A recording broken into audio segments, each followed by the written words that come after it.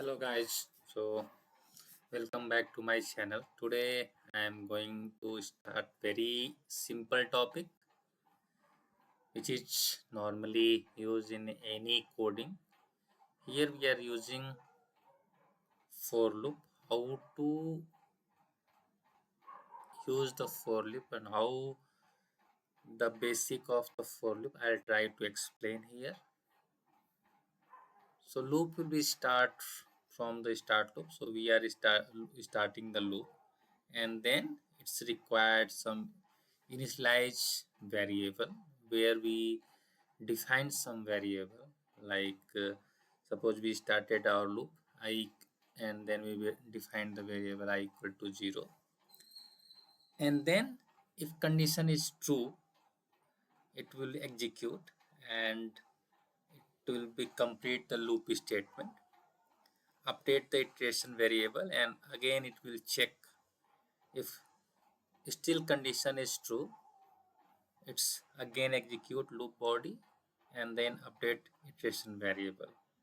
If the conditions is false, means if here we have to decide it. If it is no, then it's in the loop and our statement will be complete.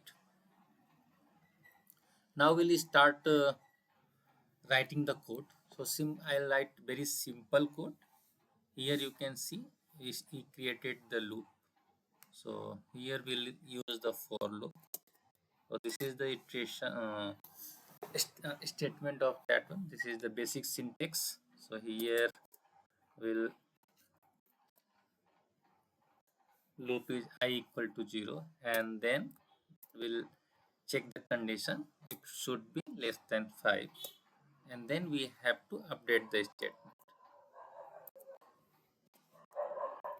So this is the initialization, and then this will check the conditions, and then it will be updating the value. Here we'll write the simple code system.out.println,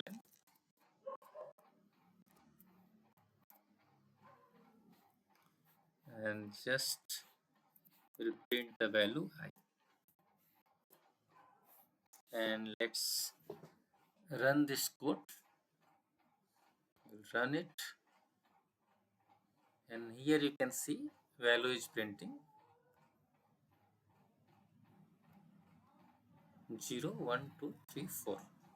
So because we starting our loop from the I, and then it will be checked till I less than 5. So our value is still 4, and then it's updating the value I plus plus. Every time it's updated the value and it's completed the condition. So this is the basic logic we'll use for loop, and tomorrow I'll start topic how to do the linear search. So suppose we have to search some value, it's part of the array, and how to search that one. We'll apply the for loop and then we'll try to search the value. This will be our next class, next video, and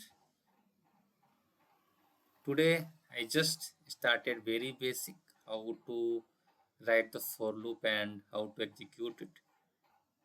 So please start writing the code and slowly we'll go more deeper on that. Thank you for today, and please start writing code. Thank you all.